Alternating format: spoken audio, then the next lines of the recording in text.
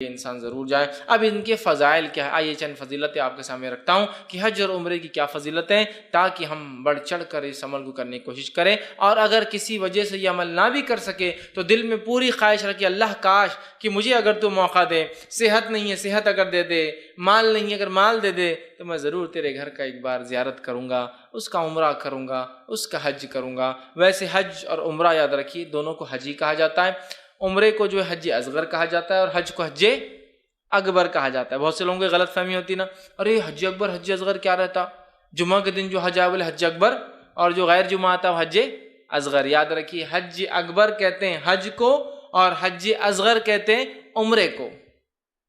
تو حج اکبر وہ حج نہیں جو جمعے کے دن آتا ہے، حج اکبر کا معنی ہوتا ہے حج جو فرض ہے، اور حج اصغر کا معنی ہوتا ہے عمرہ۔ یاد رکھیے، اسی لیے آپ کبھی اگر عمرے کو بھی گئے ہوں گے تو آپ کو عرب کیا بولیں گا، حاجی بولیں گا۔ آپ بولیں گے ارے میں تو عمرہ کر رہا ہے، اس کو عرب کو سمجھتا نہیں، میرے کو حاجی نہیں بولنا چاہیے۔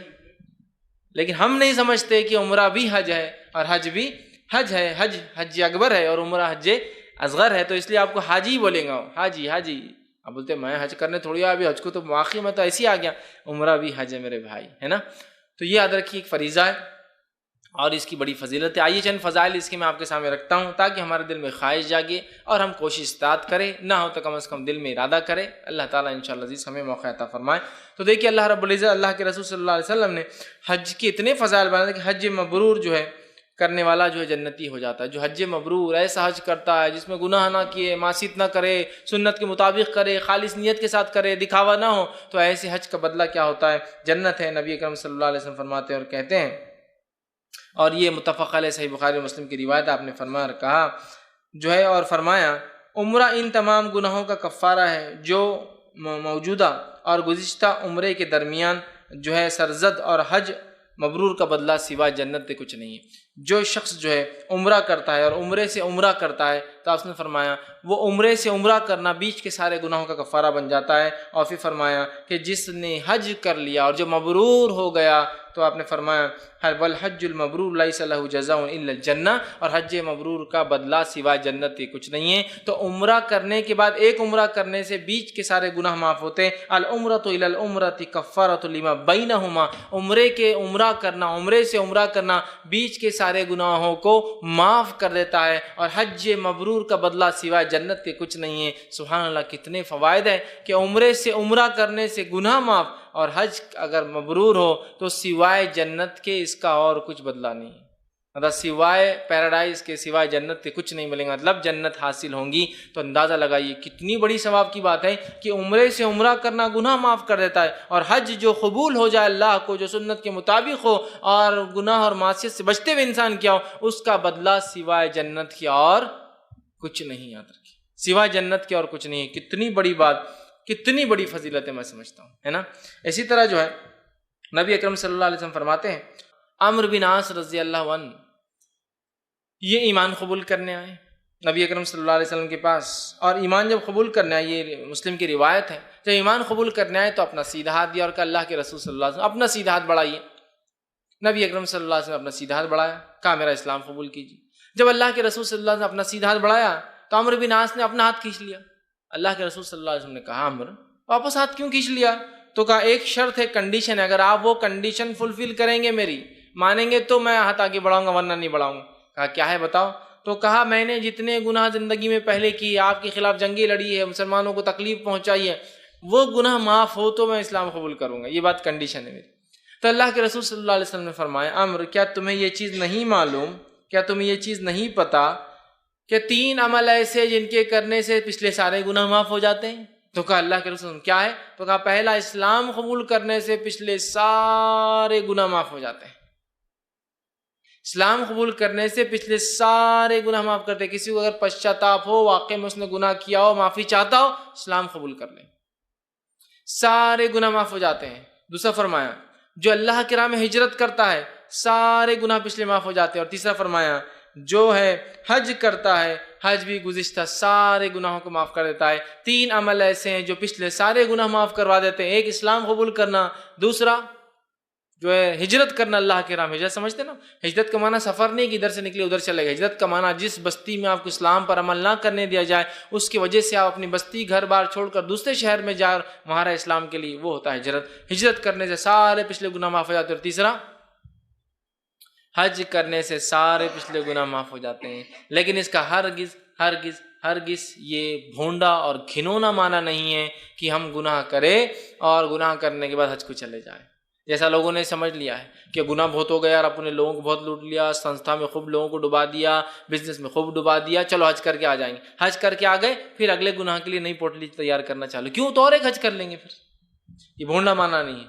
اگر کوئی آپ کو ربڑ دے اس لیے کہ اگر غلطی ہو جائے تو مٹا لو، اس کا ہرگز معنی نہیں کہ آپ جو اسکریچز پہلے مارے پین سے خراب کرے اور پھر مٹاتے بیٹھے، ہے نا؟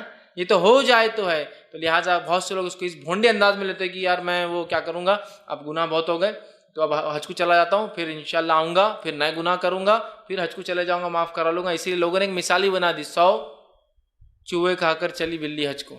کیونکہ ہمارے غلط اعمالیوں سے یہ ہوتا ہے، ہماری بدعمالیوں سے، برے کاموں سے لوگ اسلام کو بدنام کرتے تھے. بہت سی بار رمضان بھی آتے ہیں اور گزرنے ختم ہونے آتا ہے تو بہت سارے لوگ کیا کرتے ہیں معلوم؟ جس نے ادھار دے رکھا مسلمان غیر مسلم، دوسرے کو فون کر کے بولتے جلدی پیسے لے لو مسلمان سے. کیوں؟ رمضان کے بعد یہ سچ نہیں بولیں گا، رمضان کے بعد یہ دھوکہ دینے والا ہے، رمضان کے بعد وعدہ خلافی کریں گا. رمضان میں نہیں کرتا ہے.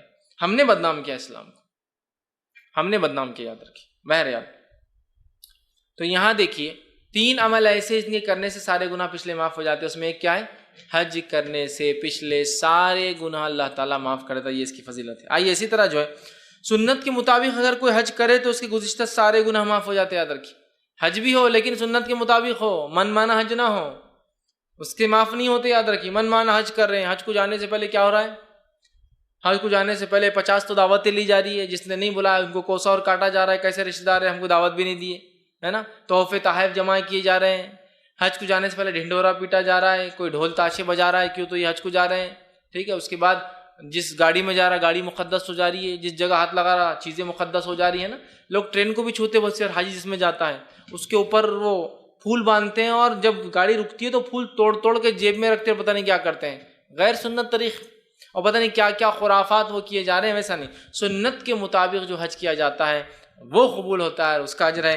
آئیے اس کے تعلق سے جو ہے صحیح بخاری کی روایت ہے، نبی اکرم صلی اللہ علیہ وسلم فرمایا اور کہا، ابو ہریرہ رضی اللہ عنہ کے راوی فرماتے ہیں کہ آپ صلی اللہ علیہ وسلم نے کہا جس نے اللہ تعالیٰ کی رضا کے لیے حج کیا، دکھاوے کے لیے نہیں، نام و نمود کے لیے نہیں، محلے والے کیا بولیں گے اتنا پیسے والا اب تک کیوں نہیں گیا، اس کے لیے نہیں، چچا نے کر لیے، تایا نے کر لیا، میرا کیا ہوں گا، یا چچا تایا نے کر لیا تو ہمارے ابا کو لوگ نام رکھ رہے کہ ابا نے حج نہیں کیا، چچا نے کر کے آ گئے، تایا نے کر لیا. ہماری عزت بھی تو ہے نا، سب کے نام کے آگے حاجی لگ کے آ رہا خاندان میں، میں ہی اکیلا بچ گیا، میرا نام کیا کہ حاجی نہیں لگ رہا تو میں نے جاؤں گا یا ابا کو بھیج کے آؤں گا. سمجھ رہے آپ؟ اس لیے نہیں، اس لیے نہیں. لوگ بول رہے کہ تمہارے ابا کو تم نے اب تک نہیں بھیجے، سب تو بھیج دے رہے، غریب سے غریب چاہے، اس لیے نہیں. ننن نے کر لی، بھاوج نے کر لی، جیٹھانی نے کر لی تو اپن کیسے حج کو نہیں جائیں گے؟ چلو میاں میرے کو لے کے چلو، کیسا نہیں ہوتا حج، اس لیے کہ سب نے کر لیا. جیٹھانی میرے پہ ترا مار رہی کہ میں حاجی بن گئی فلاں، اور چلو، یہ بھی حج نہیں، خالص اللہ کی، خالص اللہ کی. اس لیے بھی نہیں کہ بہت سے لوگوں کی دعوتیں کھا لی حج کی تو اپن نے حج کی دعوت دینا ضروری ہے. یہ سب وجوہات سے حج ہو رہا ہے آج ہمارے پاس، اس لیے کہہ رہا ہوں یہ سب بنیاد پر حج ہو رہا ہے. اور حج ایک صاحب نے حد کر دی، حج کو بینک سے لون لے کر گئے، اور چلو وہ تو ٹھیک ہے، لے کر گئے، غلط کیے، گناہ کیے، سود پر حج کیا، آئے بعد لوٹائے بھی نہیں، ڈبا دی. بولے حج کر کے آ گئے نا پچھلا معاف، سونے پہ سہاگا. دیکھیے آپ پچھلا معاف بولے، اور سود پہ تھا نا، توبہ کر لیا. بولے میں نے مینیجر صاحب کیا کرنا ہے کر لو. مینیجر بول رہا کوئی گارنٹی نہیں لیا تھا میں نے، یا حج کو جا رہا بول کے میں نے ایسے دے دیا تھا اسکول میں اٹھا کے 2 لاکھ کا. یہ تو حالت ہے، یہ تو حالت ہے. تو حج آپ سے فرما رہے ہیں جو اللہ کی رضا کے لیے ہوتا ہے، سود پر کیا گیا اللہ کی رضا ہوں گی اس میں، دھوکہ دے کر کیا گیا اللہ کی رضا ہوں گی اس میں، لوگوں کو دکھانے کے لیے کیا گیا حج میں اللہ کی رضا ہوں گی. سب نے حج کر لیا بول کے میں حج کر رہا ہوں، اس میں اللہ کی رضا ہوں گی کہ بتائیے آپ. سارے پڑوسی یا پورے محلے کے لیڈ نے حج کر لی، بولے نمبر 1 سے نمبر 10 کے پلاٹ تک، میں بیچ میں آنا ساتھ، میں نے نہیں کیا، میں بھی جا کے آتا بھی ساتھ. نیتی درست نہیں ہے آپ کی حج کرنے کی. میرے پہ اللہ نے ایک فریضہ عائد کی حج، میرے کو مال و دولت دیا ہے لہٰذا میرے سے پوچھے میں جانا چاہ رہا ہوں حج کو. یہ اصل چیز سمجھ رہے آپ؟ تو جو حج خالص اللہ کی رضا کے لیے کیا تھا کہ وہ راضی ہو جائے، اور اس دوران کوئی بیہودہ بات، اس لیے میں نے کہا سنت کے مطابق ہو، کوئی بیہودہ بات، گندی بات نہیں کرتا ہے، یا گناہ انسان نہیں کرتا ہے، وہ حج کر کے اس دن اس طرح گناہوں سے پاک لوٹتا ہے جیسے اس کی ماں نے اسے ابھی پیدا کیا۔ سبحان اللہ۔ جو شخص حج کرے اللہ کی رضا کے لیے، بیہودہ باتیں نہ کرے، گناہ نہ کرے، تو ایسا لوٹتا ہے وہ انسان حج سے واپس جیسا اس کی ماں نے اسے ابھی جنا، ابھی پیدا کیا۔ اور پیدا ہونے والا بچہ ہر گناہ سے پاک اور صاف ہوتا ہے اسلامی عقیدے کے مطابق، ٹھیک ہے۔ عیسائیوں کا عقیدہ ہے ہر انسان گناہ گار پیدا ہوتا ہے، اس کے کفارے کے لیے اسے عیسیٰ علیہ السلام کو ماننا پڑتا ہے۔ اسلام کہتا ہے ہر انسان جو ہے معصوم پیدا ہوتا ہے، بعد میں وہ گناہ یا معصیت و نیکی کر کے اچھا برا بناتا ہے اپنے آپ، سمجھ رہا؟ تو ایسا جیسے اس کی ماں نے ابھی جنا، تو اگر ہم حج کو جاتے ہیں تو خالص اللہ کی رضا کے لیے جائے، اور جب جائے تو کوئی بہیدہ باتیں، کوئی گندی بات، کوئی فسق و فجور، کوئی گناہ کی بات، کوئی معصیت، کوئی کسی کو تکلیف دینے والا کام نہ ہو۔ لیکن آج ہمارے پاس حج بھی ہوتا تو کیسا کیسا اور عجیب اور غریب ڈھنگ سے حج ہو رہے ہیں، اللہ رحم کرے۔ کیسے کیسے عجیب و غریب ڈھنگ سے حج ہو رہے ہیں۔ کبھی کبھار تو حاجیوں کی حالات سن کے آنکھ پہ کاٹے آ جاتے ہیں۔ ایک حاجی کو پیچھے والے کا دھکا لگ گیا اور پلٹ کے گالی دے رہا ہے، اس کی قومیت کو گالی دے رہا ہے، فلاں سالے ایسی ہی رہتے، اس کی قومیت کو گالی دے رہا ہے۔ بیہودہ باتیں نہ کرے، بیہودہ بات ہی ہوئی نا، قومیت کو گالی دے رہا ہے، یہاں کے لوگ ایسی رہتے، وہ افریقی آ کے دبا دیتے، وہ فلاں، وہاں بھی وہی کر رہا ہے، وہاں فسق اور فجور کی باتیں، قومیت کو گالی دے رہا ہے، لوگوں کو گالی دے رہا ہے پلٹ پلٹ کر، ٹھیک ہے۔ اسی طرح ذرہ برابر بھی کچھ ہو جائے تو اس کو برداشت نہیں ہو رہا، چڑچڑاہٹ بھرا ہوا ہے، نہیں تو یاد رکھے بہت صبر کرے، بیہودہ باتیں نہ کرے، کوئی گناہ نہ کرے۔ حج میں بھی گناہ اور معصیت کا حال یہ ہے، اب کیا بتاؤں میں آپ کو۔ ایک صاحب نے ایک بار فوٹو بتایا، اور کیا فوٹو بتایا معلوم آپ کو؟ وہ حج کو گئے تھے ایک فوٹو، اور فوٹو بڑی عجیب و غریب، پیچھے ٹینٹ جل رہے، انہوں سامنے کھڑے اور فوٹو لیا ہوا۔ مینا میں ایک بار آگ لگی تھی، تو جب وہ حج کے لیے گئے تھے، جب آگ لگی تو لوگوں کی حفاظت چھوڑ کے ٹینٹ کے آگے کھڑے ہوئے، پیچھے آگ لگ کے ٹینٹ جل رہا اور فوٹو لینے لگا انہوں نے، تاکہ یادگار ہے زندگی بھر کی مینا میں آگ لگی تھی تو میں حج کو گیا تھا۔ ایک تو فوٹو لینا یہ خود غلط، اس پر حج میں لینا، اس پر جلتے ہوئے خیموں کے سامنے لینا، یہ پتہ نہیں مطلب کیا بتانا چاہتے واللہ عالم۔ آج حالت تو یہ ہوگی نا، پہلا طواف سیلفی، دوسرا طواف تو کھینچ دے، تیسرا طواف اس کی گزر رہے، چوتھا طواف انگریز کے بازو میں، پانچواں طواف اس کے بازو کھڑا ہوا ہے، چھٹا طواف فلاں ہو رہا، ساتواں طواف یہاں کر رہا، جا کے زمزم پی رہا، اس کی بھی کھینچ، ٹخلا کرا رہا، اس کی بھی ایک فوٹو، ہر چیز کی فوٹو، پہلا وسترا ایک فوٹو، دوسرا وسترا دوسری فوٹو، سیلفیز اور اپلوڈ ہو رہی ہے فیس بک پہ۔ حاجی حج کر رہا ہے ماشاء اللہ۔ حج نہیں ہوا، تصویروں کا مرکز بن گیا۔ اتنی تصویریں تو کبھی پکنک میں بھی لوگ نہیں کھینچتے تھے، آج حج میں جو کھینچ جائے، کیونکہ ونس نا مطلب لائف ٹائم ایونٹ ہے نا بھائی، میرا اکیلا ہے، اس کے بعد تھوڑی موقع ملتا نہیں ملتا، لہٰذا ثبوت جمع کر لوں نا، کبھی کل کو ایسا نہ ہو، اللہ رحم کرے، نعوذ باللہ، اللہ کی اگر ریکارڈ میں نے لکھا ہو رہا تو میری تصویر پیش کر دوں گا عدالت میں کہ یہ تصویر دیکھی، سیلفی موجود ہے، اللہ میں تھا آپ کے گھر کے اندر، یہ طواف ہے میرے، پہلے دوسرے تیسرے چوتھے پانچویں چھٹے ساتویں، یہ دیکھیے میں نے اپنا پورے بال صاف کراتے حلق کروایا تھا، یہ ثبوت ہے میرے پاس پورا۔ تو گناہ نہ کریں، معصیت نہ کریں، ہے نا، کسی بھی قسم کا، تو کیا ہوں گا؟ اس کی مثال ایسی ہے جیسے اس کی ماں نے اسے ابھی پیدا کیا، اتنا گناہوں سے پاک واپس لوٹ کر وہ شخص آئیں گا، اتنے گناہوں سے پاک ہو کر واپس آئیں گا۔ یہ بڑی اہم چیز ہے، یاد رکھیے۔ تو ہم حج کو معمولی نہ سمجھیں، اس کے فضائل کو سمجھیں اور اس کو واقع میں سنت کے مطابق کرنے کی ہم کوشش کریں۔ اسی طرح جو ہے آپ صلی اللہ علیہ وسلم فرماتے اور کہتے ہیں اس کے فضائل میں، اور یہ جو ابن ماجہ کی روایت ہے، پیدر پہ حج اور عمرہ محتاجی فقر کو دور کر دیتا ہے اور رزق میں اضافہ کرتا ہے۔ آپ صلی اللہ علیہ وسلم فرماتے ہیں، ابن ماجہ کی روایت ہے، جو عمر رضی اللہ عنہ کے راوی وہ کہتے ہیں کہ آپ صلی اللہ علیہ وسلم نے کہا، پیدر پہ حج اور عمرہ کرو، بے شک یہ دونوں فقر اور گناہوں کو اس طرح دور کر دیتے ہیں جس طرح بھٹی لوہے کی میل کچیل کو دور کر دیتی۔ پیدر پہ حج اور عمرہ کیا کرو، بے شک یہ دونوں فقر کو اور گناہوں کو، مطلب فقیری کو، غریبی کو اور گناہوں کو ایسا دور کر دیتے جیسا لوہے کو اگر مٹی میں ڈالا جائے تو اس کی گندگی اور وہ الگ ہو جاتی ہے۔ لوہا جب پگھلا جاتا ہے تو اس کی جیسی پگھلتا ہے، اس کی کمزوریاں، اس کے اندر جو مکس تھا دھات مٹی وغیرہ آ گئی، سب اوپر تیرنا ہوتی ہے، اور وہ جو بناتا ہے ایک پتلا چمچہ ہوتا ہے، نکال کے پورا پھینک دیتا ہے اصل نیچے، تو گویا زنگ سے پاک جیسا ہو جاتا ہے لوہا، اور بھٹی جیسا لوہے کے میل کچیل کو دور کر دیتی ہے۔ ویسے ہی فقر کو، غریبی کو، اور غریبی کے ساتھ ساتھ آپ نے فرمایا گناہوں کو حج جو ہے اسی طرح جو ہے دور کر دیتا۔ گویا حج رزق میں اضافے کا باعث ہے، رزق بڑھتا ہے، اس سے یاد رکھیں، کم نہیں ہوتا۔ ٹھیک، اب بہت سے لوگ بولتے ہیں بار بار حج کو نہیں جانا، کیوں نہیں جانا؟ حدیث میں تو کتنے بار آ رہا ہے پے در پے حج کرنا، ایک کے بعد ایک حج کرنے والا آ رہا ہے نا، پھر کیوں نہیں جا سکتا آدمی؟ ہاں یہ الگ بات ہے، سوشو اکنامیکل کنڈیشن گھر کی ایسی ہے کہ ابھی کوئی انسان بیمار ہے، علاج ضروری ہے، اور کوئی انسان حج کو جا رہا ہے اور اتنے ہی پیسے ہے کہ علاج ہو یا حج ہو، تو پھر میں کہوں علاج ہو، لیکن ہم بار بار حج کرنے والوں کو کبھی برا نہ کہیں، اتنے بار حج کر رہے کیا ضرورت ہے؟ آپ کو نہیں پتا، حدیث میں تو آ رہا نا پے در پے ایک کے بعد ایک وقتاً فوقتاً عمرہ کرو، حج کرو، اس لیے کہ یہ فقر کو غریبی کو دور کرتے ہیں۔ اب دیکھنے سے تو عمل کیا لگ رہا، پیسے خرچ ہو رہے ہیں تو کم ہو رہے ہیں، اللہ کہہ رہا لیکن بڑھتے ہیں، اور یہ خصوصیت یاد رکھیں اسلام میں دو تو بڑھتا ہے۔ جس کو ایک عام مثال میں کہوں گا، ایک عام مثال میں جیسا کہ جو ہے ایک آدمی ہے، اس کے ٹانکی ہے اور اس کو ایک نل لگا ہوا ہے، نل میں سے تھوڑا تھوڑا پانی استعمال کر، ٹانکی کبھی خالی نہیں ہوتی۔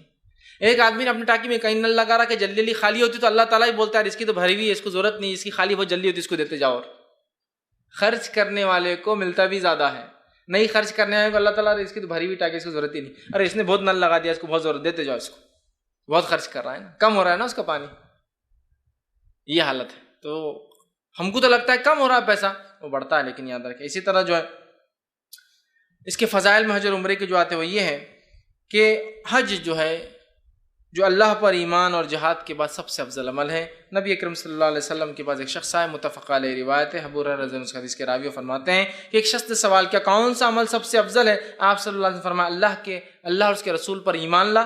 کہا اس کے بعد کیا؟ تو کہا پھر اللہ کے راہ میں جہاد کر۔ کیا اس کے بعد؟ کہا کیا؟ تو کہا پھر اللہ کے گھر کا حج کر۔ تو پہلا ایمان اللہ اور اس کے رسول پہ سب سے افضل، دوسرا جہاد، اور تیسرا حج کو آپ نے سب سے افضل بتایا۔ اس نے سوال کیا کیا کروں؟ تو کہا ایمان اللہ اور اس کے رسول پہ۔ کیا کروں؟ تو کہا پھر جہاد کر۔ کیا کروں؟ تو کہا پھر اللہ کے گھر کا حج کر۔ کتنا اہم عمل ہے۔ اسی طرح جو ہے خواتین، بوڑھے اور کمزور لوگ حج کا ثواب جہاد کے برابر ملتا ہے۔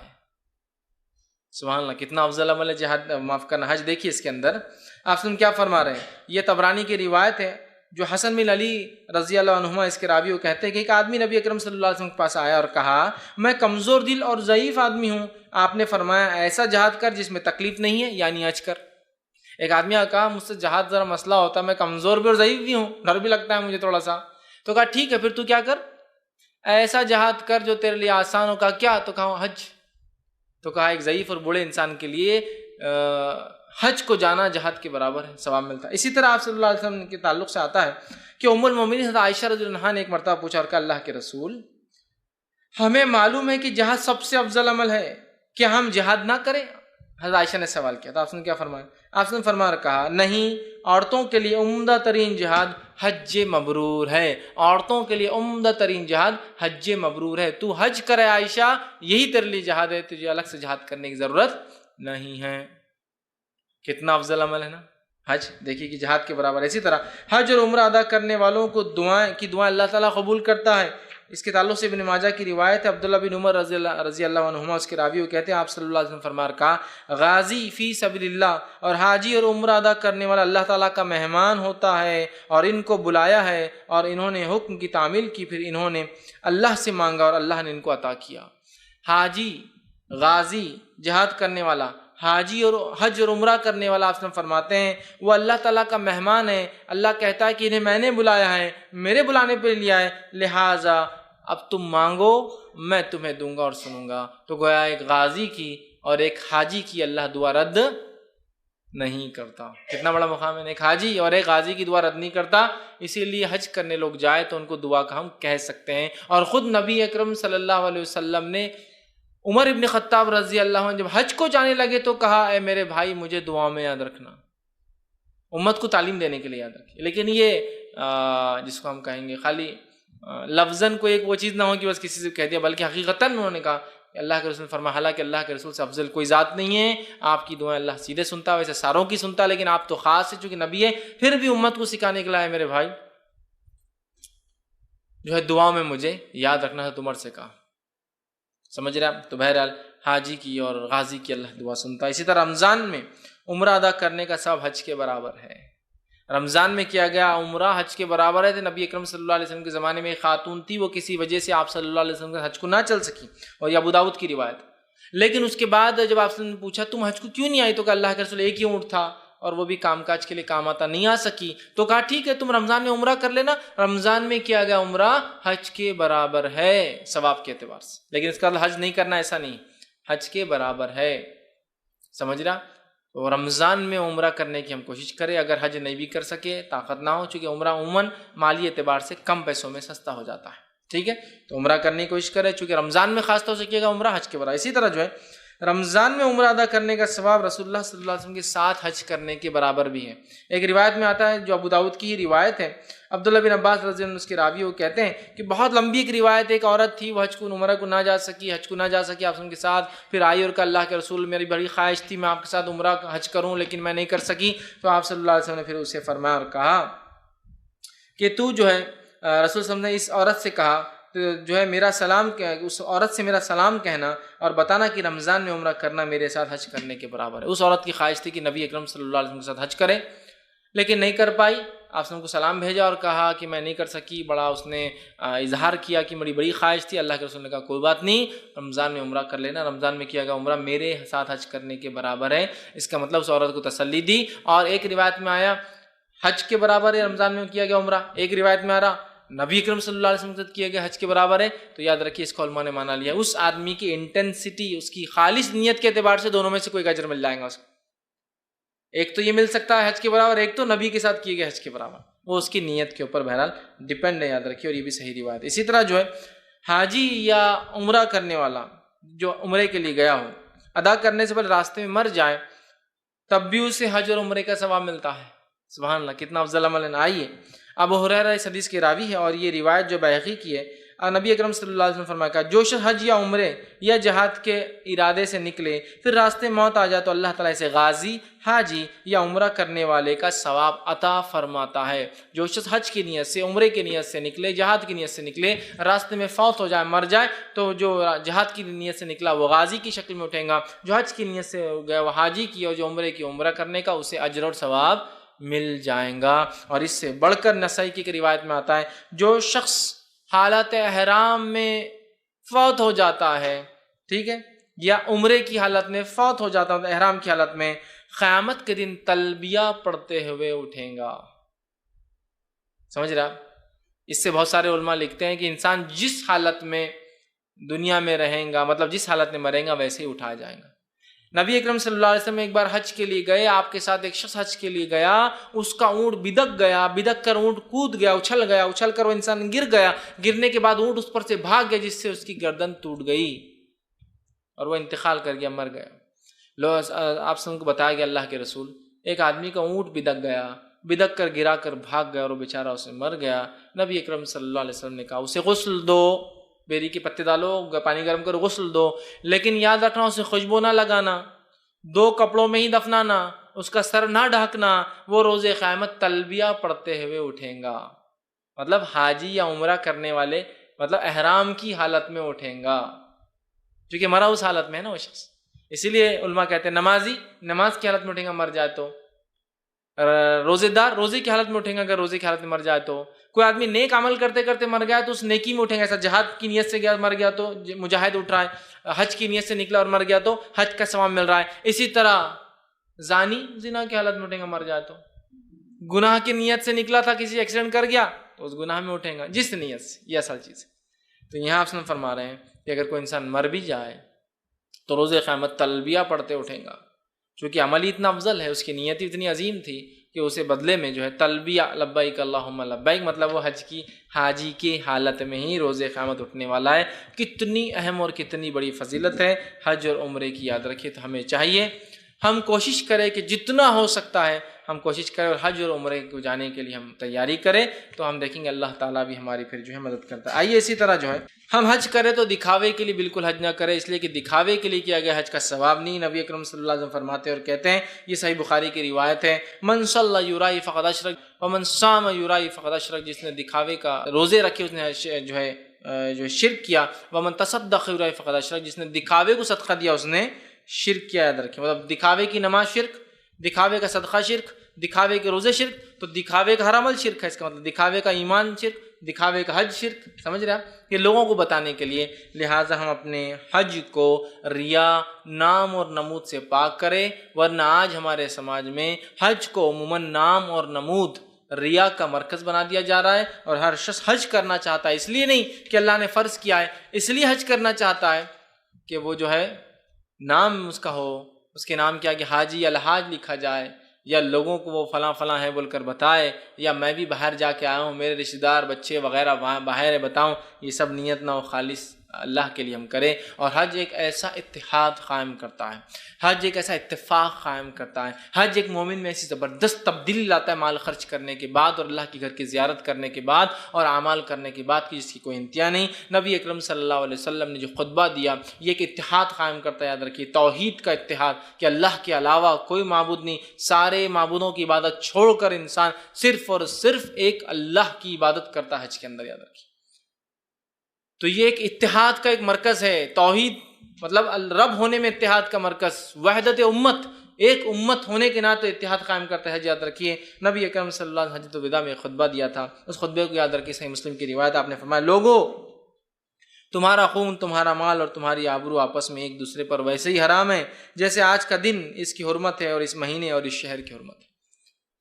جب انسان جاتا ہے حج اور عمرے کو یہ باتیں اس کو یاد آتی ہیں، وہ وحدت قائم ہوتی ہے کہ اللہ کے رسول فرما رہے ہیں لوگوں تمہارے لیے تمہارا خون، تمہارا مال، تمہاری عزت ایسی حرام ہے جیسا یہ مہینہ، یہ دن اس شہر کی حرمت ہے۔ مہینہ ذی الحجہ محترم ہے، دن وہ عرفے کا دن تھا بہت محترم ہے، اور شہر مکہ تھا جو کہ حرام ہے۔ حرام سمجھتے ہیں نا، بہت ساری چیزیں جو عام جگہ حلال ہے مکہ میں کرنا حرام ہے، اور حرم تو ایسا حرام ہے کہ وہاں گناہ اور معصیت سوچنا، یہ ایک ہی جگہ دنیا میں جہاں گناہ اور معصیت سوچنا آپ کو گناہ دے دیتے ہیں، باقی ساری جگہ نہیں ملتا گناہ، صرف نیت گناہ کرنے کی نیت تھی، توبہ کیا تو الٹا اجر ملتا ہے۔ لیکن مکہ ایک ایسا شہر ہے جہاں گناہ کا سوچو اور گناہ کا ثواب اجر مل گیا، تمہارے نام پر گناہ لکھ دیا گیا۔ اتنا محترم شہر ہے، سوچنا بھی منع ہے، سمجھ رہے آپ، اتنا محترم شہر ہے، ٹھیک۔ تو کہا اس کی حرمت ہے۔ لوگوں جاہلیت کی تمام دستور اور رواج آج میں اپنے دونوں قدموں تلے رونتا ہوں۔ اے لوگوں جہالت کی سارے رسم و رواج میں آج اپنے قدموں تلے رونتا ہوں، اس لیے میں نے کہا حج اتحاد کا ایک بڑا مرکز ہے۔ یہاں نبی اکرم صلی اللہ علیہ وسلم ہماری مال عزت، ہمارے اور روپیہ پیسہ ایک دوسرے میں حرام قرار دیا، اور تمام دور جہالت کی رسومات، خرافات، اونچ نیچ، مال و دولت کی بنیاد پہ تفریق کرنا، اعمال کو کمزور سمجھنا، شرک اور معصیت اور گناہ کرنا، تمام رسومات کو اپنے کہا میں اے لوگوں دور جہالت کی رسومات کو اپنے قدموں تلے روندتا ہوں۔ تو یہ اتحاد کا ایک عظیم مرکز ہے، خود رسول اللہ صلی اللہ علیہ وسلم کا خطبہ یہ بتا رہا ہے۔ آئیے ایک اور خطبہ جو آپ صلی اللہ علیہ وسلم نے حجۃ الوداع میں جو آپ نے پہلا اور آخری حج کے اس میں دیا، طبقات ابن سعد میں روایت ہے، آپ نے فرمایا کسی عرب کو جو ہے کسی غیر عرب پر یا اجمی پر کوئی فضیلت نہیں، ٹھیک، کوئی فضیلت نہیں۔ پھر فرمایا جو ہے کوئی فضیلت جو ہے اس کے اوپر نہیں، تم سب حضرت آدم علیہ السلام کی اولاد ہو اور آدم کو ہم نے مٹی سے پیدا کیا تھا۔ کسی عرب کو کسی عجم پر کسی معاملے میں فضیلت نہیں ہے، اور کسی کالے کو کسی گورے پر، کسی گورے کو کسی کالے پر، یہ الفاظ بھی ایک روایت میں آتے، فضیلت نہیں۔ تم آدم علیہ السلام کی اولاد ہو اور آدم کو ہم نے مٹی سے پیدا کیا تھا۔ لوگوں اپنی حقارت کو، اپنی حقیقت کو پہچان لو، مٹی سے بنے ہو، سب سے ادنا چیز ہے۔ دنیا میں مٹی لگی تو جھاڑ دیتے ہیں نا، تو اپنی حیثیت کو پہچان لو، اونچے نیچے نہیں ہو تم، اس لیے کہ بنے تو مٹی سے ہو سب کے سب، ٹھیک ہے۔ آگے فرمایا اور کہا پیدا کیا، پھر مذہب تم سب مسلمان کو آپس میں بھائی بھائی بنا دیا، پھر ہم نے جو تم کو ایک ساتھ جوڑ دیا اور اسلام کی وجہ سے بھائی بھائی قرار بنا دیا۔ ہر ایک مسلمان خواہ وہ کسی قوم کا ہو، مسلمان ہو کر بھائی ہو جاتا ہے۔ اسلام تمہیں مساوات کا سبق سکھاتا ہے۔ اپنے غلاموں کو غلام ہونے کی وجہ سے حقارت کی نظر سے نہ دیکھو، ان کا ہر دم پاس وہ لحاظ رکھو۔ تم جو کھاؤ انہیں کھلاؤ، جو پہنو انہیں پہناؤ، ٹھیک ہے۔ تو یہاں اور تمہاری عورتوں کا خاص خیال رکھو، اس لیے کہ اللہ نے تمہارے ماتحت ان کو رکھا ہے۔ تو اس حجۃ الوداع کے خطبے میں بھی نبی اکرم صلی اللہ علیہ وسلم نے وحدت کی، امت کے ایک ہونے کی اور اتحاد کی بہرحال تعلیم دی ہے کہ کوئی انسان دوسرے پر فضیلت نہیں رکھتا سوائے تقوی کے، یاد رکھی ہے نا۔ اور یہ اتحاد کی تعلیم جب وہاں جاتے ہیں نا اس مرکز پہ، تبھی سمجھ میں آتی ہے، حج ایک اتحاد کا بہت بڑا مرکز ہے، یاد رکھیے۔ حج کرنے سے انسان میں اتحاد اور اتفاق آتا ہے، وہ بہت ساری چیزیں میں نے کہا نا سیکھتا ہے، ایک فریضہ ادا کرنے کے ساتھ ساتھ اس کی ذہن اور جو ہے جسم تبدیل ہو جاتا ہے۔ یاد رکھیے ہم ایک اللہ کو مانتے ہیں، جب ہم جمع ہوتے تب پتہ چلتا ہے کتنے سارے لوگ دنیا کے کتنے سارے ممالک میں رہنے والے سارے لوگ اللہ کو ایک مانتے ہیں، کالا ہے، کوئی گورا ہے نا، کوئی افریقی ہے، کوئی امریکی ہے، کوئی رشین ہے، کوئی یوروپین ہے، کوئی آسٹریلین ہے، لیکن سب وہاں مسلمان کی حیثیت سے ایک اللہ کو مانتے ہیں، ایک جو ہے دین پر چلتے ہیں، ایک کلمہ پڑھتے ہیں، ایک کتاب کو مانتے ہیں، ایک ہی قبلہ ہے نماز کے اندر جس طرح رخ کر کے نماز جو ہے پڑھتے ہیں۔ یہ اتحاد اور امن کا مرکز ہے یاد رکھیے کعبہ۔ یہاں جانے سے یہ تمام سبق ہم کو سیکھنے کو ملتا ہے، یہ تمام سبق ہم کو سیکھنے کو ملتے ہیں، یاد رکھیے۔ اسی طرح جو ہے اتحاد، حج ایسا اتحاد قائم کرتا ہے کہ سارے لوگ دو سفید رنگ کی چادروں میں لپٹے ہیں، اوپر ایک اور نیچے ایک، دو سفید چادریں ہیں، اوپر ایک اور نیچے ایک۔ نہ فقیر پہچانا جا سکتا ہے، نہ بادشاہ پہچانا جا سکتا ہے۔ اگر جو ہے ملک سلمان بھی آ جائے حج کے لیے تو وہی ہے، اور ایک افریقی غلام بھی آ جائے اس کا آقا بھیج دے تو وہ بھی وہی مقام برابر ہے۔ دونوں ساتھ کھڑے ہیں، ارکان ادا کر رہے ہیں، نمازیں ادا کر رہے ہیں، تمام چیزیں کر رہے ہیں، دونوں میں کوئی فرق نہیں کر سکتا۔ کیسا عظیم اتفاق ہے! دنیا کی قومیں اتحاد اور اتفاق کے لیے کیا کچھ کوشش نہیں کرتی ہے، اسلام نے ایک ایسا نسخہ کیمیا دے دیا، حج کرو، اتحاد اور اتفاق کیسا قائم ہوتا سیکھ لو۔ افسوس ترین صد افسوس بات ہے مسلمان اس مقام پر جا کر بھی اتحاد اپنے اندر قائم نہیں کر پا رہے ہیں، جن کے دین نے بائی ڈیفالٹ اتحاد کیسا قائم ہوتا دے کر چلے گیا۔ بائی ڈیفالٹ تم چاہو نہ چاہو حج کو وہیں آنا اور سب کو جمع ہونا ہے تاکہ اتحاد کو سمجھو، لیکن آج بازو تو کھڑے صفوں میں ایک دوسرے کے، لیکن پھر بھی دل ایک دوسرے سے کوسوں دور ہے، لیکن ان کے دل مل چکے ہیں اور ہمارے دل شتہ ٹکڑے ٹکڑے ہو چکے ہیں۔ حالانکہ ہمارے تمام اعمال، ہر رکعت میں ہم کھڑے ہو رہے ہیں نماز میں فرض تو بازو کوئی نہ کوئی کھڑا ہے جو اونچ اور نیچ کے اعتبار سے ہم سے الگ ہے، لیکن اس کے بعد بھی ہم ایک ساتھ کھڑے ہیں، لیکن ہماری نمازیں اور ہمارے حج ہمیں وہ اتحاد قائم نہیں کر سکتے ہیں، کر پا رہے ہیں جو اتحاد ہونا چاہیے تھا، جس مقصد سے دیے گئے تھے۔ تو حج ایک ایسا اتحاد قائم کرتا ہے کہ ایک کلمہ پڑھنے والے، ایک رب کو ماننے والے، ایک کعبے کو قبلہ ماننے والے، ایک کتاب کو ماننے والے، ایک جگہ آدم کی اولاد، سارے جمع ہیں، کوئی فرق نہیں ہے، ایک جیسا لباس، دو سفید رنگ کی چادریں اوڑے ہوئے ہیں، کوئی کسی میں فرق نہیں، اور کوئی سلاوا کپڑا نہیں پہن سکتا ہے، کہ صرف دو چادریں ہیں جو اس نے پہنا ہوا ہے، اور ایک ہی کلمہ لاکھوں لوگ ادا کر رہے ہیں، اور یہ کلمہ ہم تمام کو جوڑتا ہے۔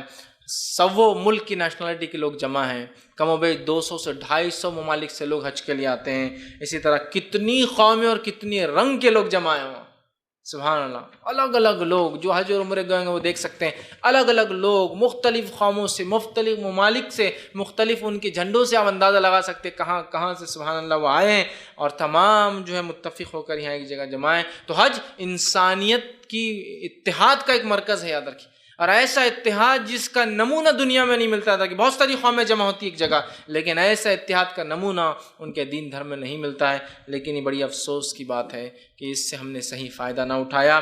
حج ہمیں توحید کی تعلیم دیتا ہے، حج کا ہر رکن، ہر بات صرف اور صرف توحید کی تعلیم دیتی ہے، حتیٰ کہ حج میں جاتے وقت انسانیت کے بعد جو الفاظ بھی ادا کرتا ہے، لبیک اللہم لبیک، لبیک لا شریک لک لبیک، اے اللہ حاضر ہے، اللہ حاضر ہے، ہم تیرے اس خلیل کی پکار پہ ابراہیم علیہ السلام کے، لبیک میں گواہی دیتا ہوں اللہ میں حاضر ہوں، لا شریک لک لبیک کہ تیرے ذات میں کوئی شریک نہیں، ان الحمد تیری تمام تعریف تیری نہیں، والنعمت ساری نعمت تیری طرف سے، لک والملک اور ساری ملکیت تیری، لا شریک لک تیرے علاوہ، تیری ذات میں اللہ کوئی شریک نہیں ہے، تیرے علاوہ عبادت کے لائق کوئی نہیں، یہی کہتا ہے۔ ہر چیز میں توحید کی تعلیم ہے، حج کے ہر رکن میں توحید کی تعلیم ہے، اور موحدین توحید پرستوں کی قربانیوں کی یاد ہے۔ طواف کے بعد جو ہے ہم جو ہے صحیح کر رہے ہیں، یہ توحید پرست کی یاد ہے۔ ایک عورت تھی جس نے توحید پر اپنی زندگی گزاری، اپنے شوہر کی اطاعت میں اپنے بچے کو لے کر اپنے گھر بار چھوڑ کر آ گئی، اس کی یاد میں ہے۔ تو یا تو حج توحید کی تعلیم دیتا ہے یا توحید پرستوں کی یاد جگاتا ہے۔ وہ قربانی یاد دلاتی کہ ابراہیم نے ہر چیز اللہ کے راہ میں قربان کی، اپنے بیٹے کو تخت قربان کرنے کے لیے لا دیا۔ تو توحید کا یہ ایک مرکز ہے، توحید انسان سیکھتا ہے۔ اسی طرح وحدت امت، ایک امت ہونے کا جذبہ جاگتا ہے۔ اس لیے میں نے کہا نا، جب انسان حج کو جاتا ہے نا، چھوٹے موٹے اختلافات بولتا ہے، یار ان کو بازو رکھو بازو رکھو، کیونکہ وہ معنی نہیں رکھتے اب ہمارے لیے، سمجھ رہے آپ؟ اس کا ذہن کھلتا ہے۔ اسی طرح ایک امت ہونے کی قوت کا احساس ہوتا ہے اس کے اندر۔ ہے کوئی ایسا مرکز جہاں اتنے نیشنلٹی ایک ساتھ جمع ہوتے ایک جیسے لباس میں؟ کوئی فرق نہیں. ہاں ظاہر سی بات ہے 2 کپڑے بس سفید ہیں ڈال کے انسان آ جاتا ہے. تو حج ایک اتحاد کا مرکز ہے، لیکن افسوس ہم اس کو سمجھ نہیں سک رہے ہیں. یاد رکھیے کسی